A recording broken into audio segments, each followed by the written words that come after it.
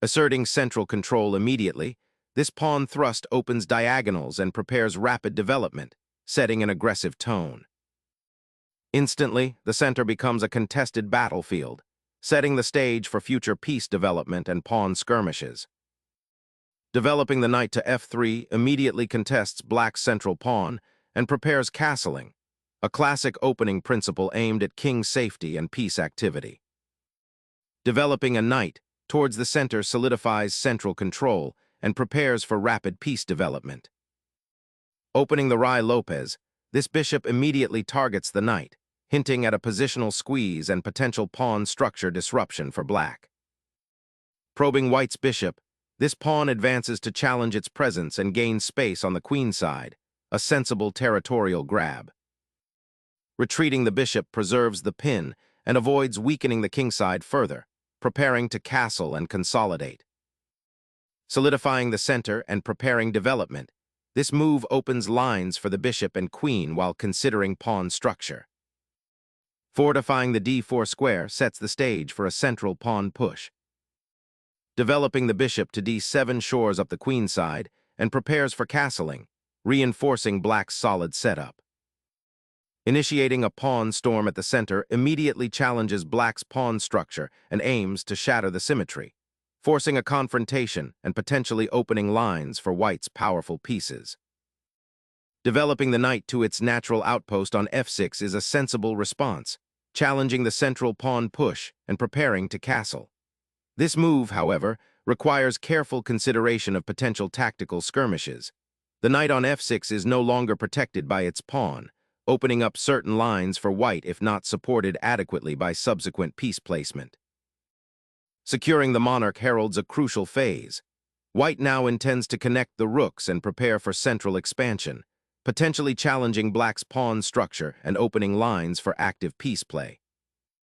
Nurturing development and preparing castling, black solidifies their central pawn presence and readies the king for safety, a sensible defensive maneuver that aligns with textbook Ruy-Lopez principles.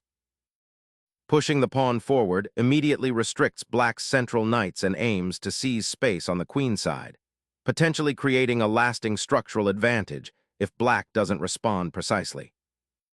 Retreating the knight to b8, though seemingly passive, strategically clears the d-file for black's rook and prepares a potential queenside pawn expansion. This repositioning aims to improve piece coordination by unblocking the bishop on c8 and potentially supporting a c5 advance later. It's a patient attempt to weather white's central pressure and seek counterplay on the flank. Bringing the bishop back to c2 shores up the kingside while preparing to potentially challenge that awkwardly placed black knight on b8. This retreat doesn't concede any ground and keeps options open for future development, a sensible repositioning in this tension-filled Ruy-Lopez. Intriguing, black immediately challenges the centralized bishop, aiming to disrupt white's bishop pair advantage and open lines for potential counterplay against white's kingside. This move also prepares to develop the queen's knight, potentially reinforcing the d5 pawn or heading towards a more active square, while subtly hinting at a future queenside expansion. Reinforcing the pawn chain now gains essential central space, aiming to restrict black's knight on b8, which is oddly placed, and prepares to potentially launch an attack on the kingside if black isn't careful with their development. Reinforcing the d5 pawn's presence, the knight hops to a more active diagonal, eyeing c5 and preparing to potentially support a pawn push on the queen side, while also offering a subtle pawn sacrifice if white isn't careful to avoid a queenside structure breakdown. Preparing to displace the knight from its somewhat passive outpost on b8, white aims to free the e-file for potential future piece activity, while also offering an immediate pawn push opportunity on d5 if black isn't careful with their own pawn structure.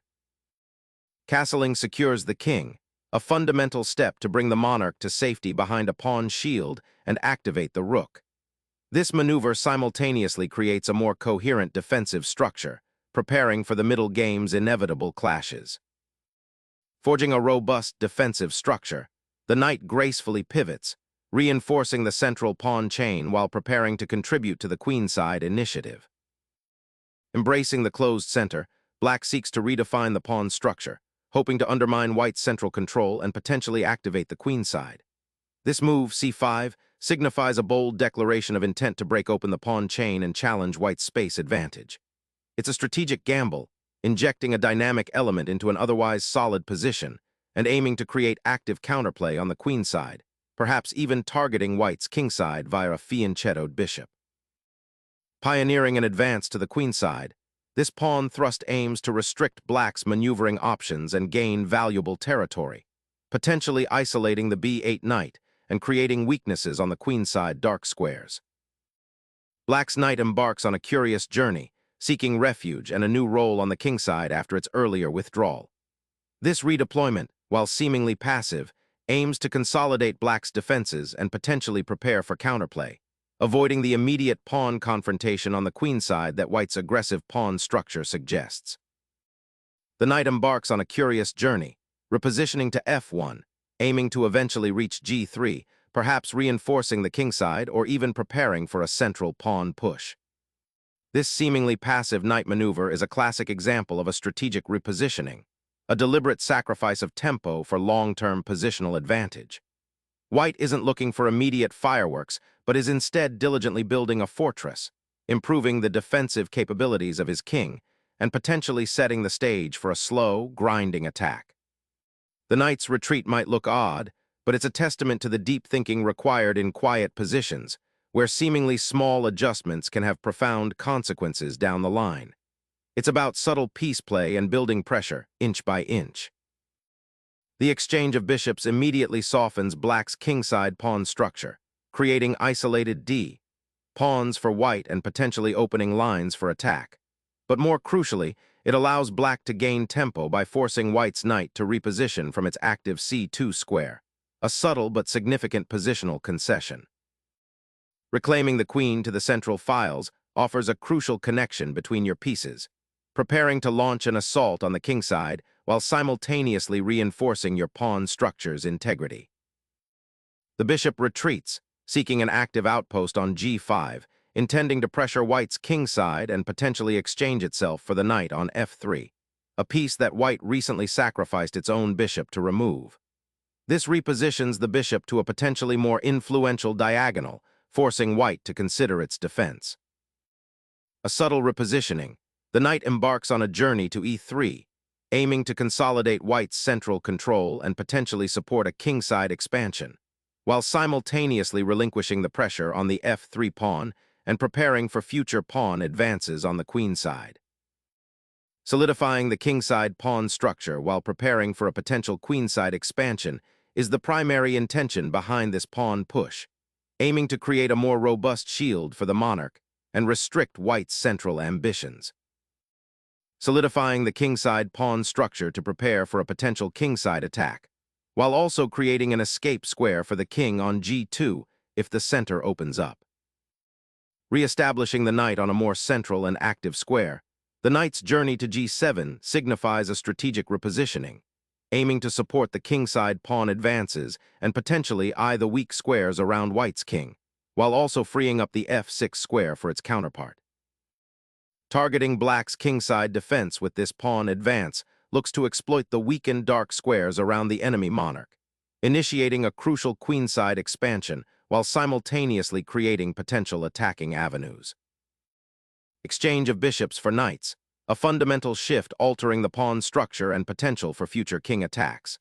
Black effectively removes white's attacking bishop and weakens the kingside light squares, creating a subtle but enduring positional disadvantage for white. This concession grants black more breathing room and a clearer path for developing their pieces towards the center and queenside. Reclaiming the bishop allows white to solidify their central control and prepare for a more aggressive pawn push on the queenside, creating a locked center that favors piece maneuvering. Striking out into the center with that pawn immediately opens lines and creates dynamic imbalances. Unleashing a surprising bishop maneuver, white aims to disrupt black's central pawn structure and potentially exploit the newly weakened king's diagonal. Unleashing the pawn storm on the kingside, black initiates a dangerous pawn thrust aimed at creating immediate chaos and disrupting white's carefully constructed pawn chain. This aggressive pawn sacrifice aims to pry open lines and exploit the potentially exposed white king, turning a seemingly solid position into a minefield of tactical possibilities. Opening a pawn storm towards the black king, this pawn push aims to shatter the king's defenses and exploit the exposed f-file, but beware of the potential for overextension. Unleashing the queen prematurely on the h-file invites immediate counterplay and exposes its safety to white's active pieces, potentially creating a dangerous outpost for the knight on e3 and disrupting black's planned kingside initiative. Opening the kingside like this after such a pawn push invites immediate, serious danger, as the white king suddenly feels much safer behind its reinforced pawn structure, while black's monarch is exposed to the elements. A fascinating shift of attention, black's queen immediately re-engages on the queen side, probing the newly opened h-file and eyeing white's central pawns, a bold defiance against the aggressive pawn push. Reclaiming the crucial dark square bishop from the edge of the board redirects white's focus towards solidifying the center and preparing for a potential kingside attack, aiming to exploit the now somewhat exposed black monarch. Sacrificing the queen here dramatically alters the pawn structure, potentially opening lines for white's king or granting black crucial piece activity against a weakened royal defense. Observe how the immediate removal of the queen simplifies the board, and consider the implications for king's safety in the subsequent middle game, particularly the exposed status of white's monarch on its current square. Reclaiming the attacked bishop liberates white's queen side and prepares for an active role in the upcoming middle game, though the pawn structure remains somewhat fragmented due to the prior exchanges. The rook's redeployment to the b-file aims to prepare for potential advances down the queen side or to contest the open file, signifying a shift in black's strategy towards a more active queenside presence. Securing the central pawn, this maneuver prevents black's potential d-pawn advance and strengthens white's control over the e-file, a crucial artery for future operations. The knight's journey to f8 seems to be a strategic repositioning, aiming to reinforce the king's defenses and potentially prepare for a central pawn push later on. Perhaps the d-pawn or even e-pawn advance to challenge white's imposing central pawn chain, while simultaneously creating a more secure square on e6 for the knight should the opportunity arise. Initiating a pawn storm on the queen side to seize initiative and create an outpost for the knight. Opening the c-file here looks like an attempt to immediately disrupt white's pawn structure and create play on the queen side, but it's a rather blunt instrument that sacrifices tempo and allows white to solidify. The capture opens a path for white's rook to potentially become very active, and more importantly, it releases the tension on the queen side without achieving any significant positional advantage for black. Expanding territory on the queenside aims to dislodge black's knight from its semi-active post and gain a foothold for white's pawns, potentially opening lines for future aggression. Black initiates a crucial counterplay on the queenside, seeking to disrupt white's pawn structure and open lines for their pieces before white's central expansion is fully realized. Purging the dangerous attacking bishop removes a significant piece from black's potential queenside assault, simplifying the position and initiating a more strategic endgame where white's pawn structure on the kingside should prove decisive. Finally, after a rather protracted struggle for the center and wings, black has recaptured the bishop, initiating a significant shift in the material balance and opening lines that were previously clogged. The game now enters a phase where black must leverage the active rook on the c-file to exploit the newly created imbalances and potentially target white's exposed king, which remains somewhat vulnerable despite the recent exchanges. Reclaiming the b-file with the rook aims to establish active pressure against black's central pawn mass, potentially preparing for a later advance or exchange that could expose weaknesses. Asserting control over the central d-file while preparing to connect the rooks for future action. White's rook now aggressively infiltrates black's position, aiming to exploit the weakened queenside pawns and open files. Challenging the centralized knight offers dynamic counterplay, aiming to disrupt white's coordinated pieces and potentially open lines for black's own activity. Sacrificing the bishop opens up the kingside for a decisive rook invasion, aiming to exploit the exposed black monarch.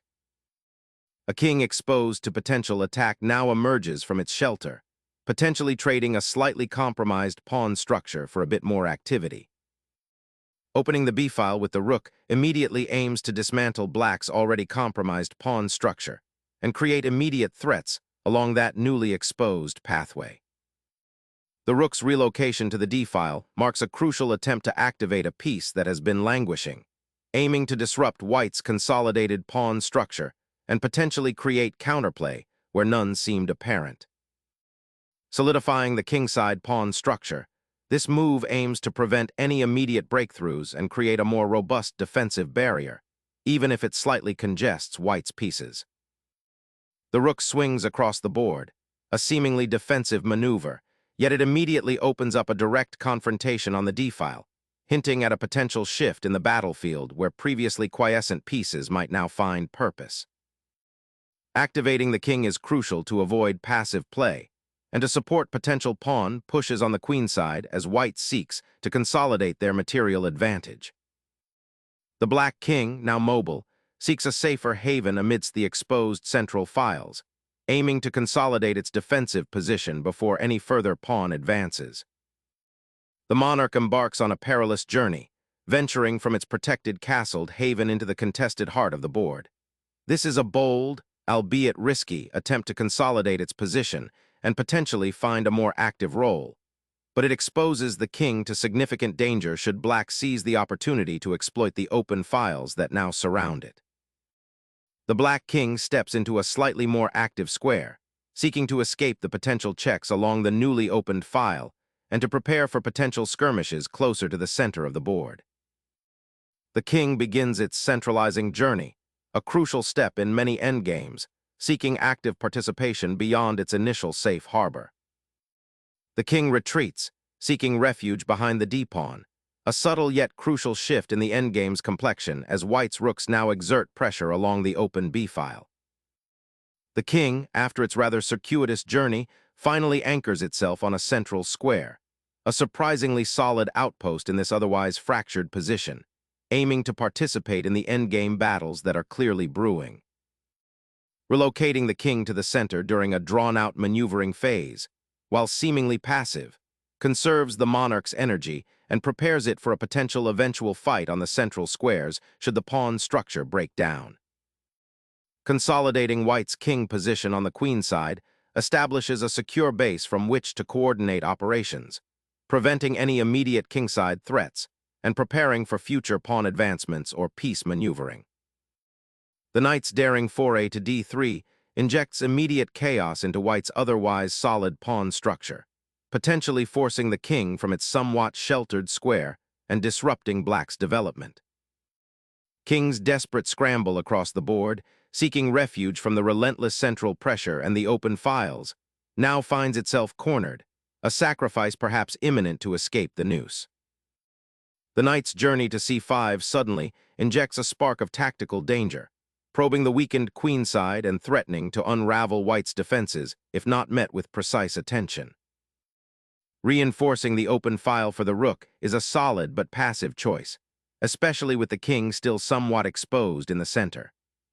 Strategically, white misses a chance to create immediate counterplay by ignoring the potential threats building on the queenside.